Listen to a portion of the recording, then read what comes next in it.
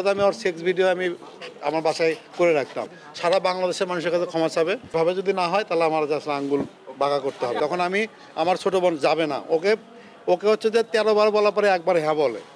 আর কেন জানেন, আবার তাকে বলতে হয় যে এই কাজটা যদি করিস 1000 টাকা পুরস্কার। আমি কিন্তু মাঝে মাঝে মাছ মাংস আমি খাওয়াই। গতকালকে আমি মাছ কিনে দিয়েছি, বোয়াল মাছ, শুধুমাত্র কোর্টে যাওয়ার জন্য। আমাদের মধ্যে আলাদা একটা ইয়ে আছে, আমরা ভাই বোন হলেও আমাদের মধ্যে হচ্ছে যে কিছু শর্ত আছে, এটা করতে হবে, এটার জন্য এটা করতে হবে।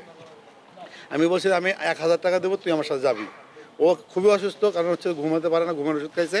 ও এটা নিয়ে খুবই ডিস্টার্ব।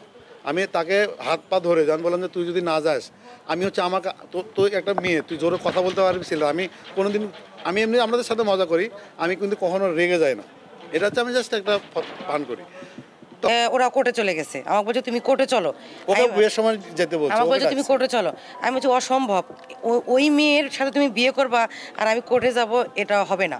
কি এবং 3টার সময় যে আমি বিয়েতে যে পাঞ্জাবি পরে গেছি, ঠিক আছে, সেটা পরে কিন্তু ওখানে গেছি এবং দেখবেন ও আমাকে ওখানে একটা ফটো সেশন করেছে, আমি এভাবে দাঁড়িয়েছি হাতে করি, ওই ছবিগুলো কিন্তু আমার কাছে আছে।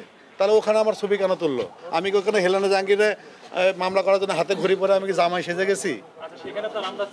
আচ্ছা, এটা আমি আপনাকে কিউ দিলাম আর কি। হ্যাঁ,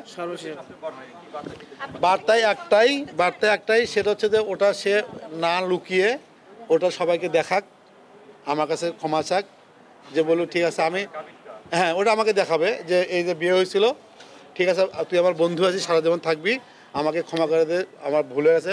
সারা বাংলাদেশের মানুষের কাছে ক্ষমা চাবে যে তার ভুল হয়েছে। জি ভাই, না আমি যেটাতে সিগনেচার করেছি আমাকে ওটা দেখাতে হবে, ওই কাগজটা দেখালে হবে, সে আমাকে বিয়ে না করুক না। এখানে বলি যেহেতু কাজের দিকে দোয়া পরে যেহেতু বিয়ে হয়েছে, আমি তো আমার বউ হিসেবে ওখানেই নিছি। জাল টাল কাবিন টাবিন আমার কিচ্ছু লাগবে না, যেহেতু কাজী, ওই কাজীকে তো আমি বের করবোই, এটা আমি চ্যালেঞ্জ। আমরা চেয়েছি, আমাদের বিজ্ঞ আইনজীবী আছে, 2 দিন সময় নিয়েছে এবং হচ্ছে আমরা বলেছি যদি এভাবে যদি না হয় তাহলে আমার আসলে আঙ্গুল বাঁকা করতে হবে। কারণ হচ্ছে যে আপনাকে সে অনেক চালাক মনে করে, অনেক চালাক। আমি মানে সে যদি আমাকে বিয়ে করে, কিংবা সে তো অনেক চালাক মানুষ, আপনি সবাই জানেন। আমি একটা কথা বলি, শোনেন, আমি যেহেতু অনুসন্ধান, আমি তাকে ভালোবেসে কিন্তু বললাম না তাকে বাঁচিয়েছি, মারার পরিকল্পনা করিনি। আমি যদি ফেসবুকে চালাই দেখবেন যে ভিডিও হচ্ছে, তাহলে তো আমি ওর সেক্স ভিডিও আমি আমার বাসায় করে রাখতাম। সেটা তো ও বলবে। সেটা তো আমাদের বাসার